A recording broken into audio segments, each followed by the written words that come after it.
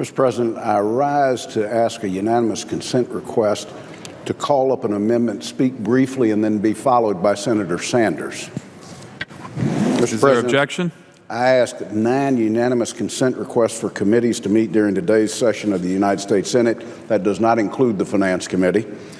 They have the approval of the majority and minority leaders, and I ask unanimous consent that these requests be agreed to and that these requests be printed in the record. Without objection. Under the previous order, the time until 2 p.m. is equally divided in the usual form. Mr. President, I'd like to call up my amendment 1121. Clerk will report. The senator from North Carolina, Mr. Burr, proposes an amendment numbered 1121. Mr. President, I ask unanimous consent the reading of the amendment be waived. Without objection. Mr. President, what I'm here to do is to speak very briefly on an amendment that the Senate will have an opportunity to vote on this afternoon.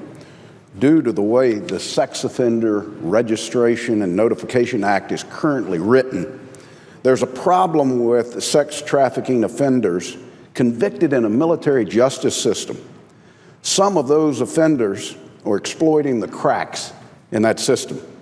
My amendment is quite honestly a fix to the problem and will help authorities and the public better track sex offenders in our communities. Let me explain. Currently, military sex offenders are only required to self-report to a state government after they are released from a military correctional facility. Under the civilian justice system, sex offenders are registered in the state before they're released. Now, the state then provides their information to the Department of Justice to be included in both the public and the private National Sex Offender Registry, which is where the average citizen can go and see if there's a sex offender in their neighborhood. A Department of Defense Inspector General report issued in August of last year revealed that an estimated 242 of 1,312 released sex offenders failed to self-report. And in that Inspector General's report, they said this, and I quote, "The lack of jurisdiction for DOD to register military sex offenders with the National Sex Offender Registry enables military sex offenders released from military prisons to evade sex offender registration requirements." I'm not sure it can be put any plainer than that. The Department of Defense tried to correct the problem by working with state authorities and the U.S. Marshal, but underreporting continues today. Differences in state laws and military reporting procedures enable some criminals to totally evade reporting and detection.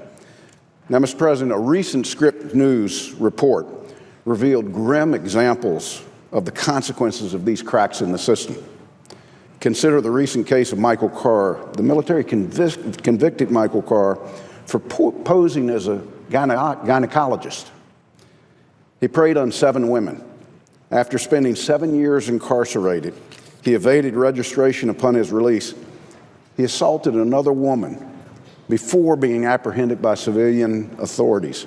This assault was preventable in that community, but he wasn't required, the DOD wasn't required to post him as a sex offender. In another case, a former officer served 5 years for sexually assaulting 3 minors in the cruelest way possible. He evaded registration, and Scripps located this individual living within a mile of a school. It's scary, a pedophile living next to a school, and no one knew he was there. This amendment requires the Department of Defense to communicate a criminal's information directly to the Attorney General to improve tracking and public notification. My amendment is based on a bipartisan bill, S-409, that I introduced with the support of Senator McCaskill. That bill already has the support of 15 of our colleagues: Senator Ayotte, Blunt, Cornyn, Cotton, Crapo, Fisher, Rubio, Sessions, Tillis, Toomey, Feinstein, King, Mikulski, and Nelson. Mr. President, my amendment costs taxpayers nothing. And it's a common sense solution to a real problem that exists.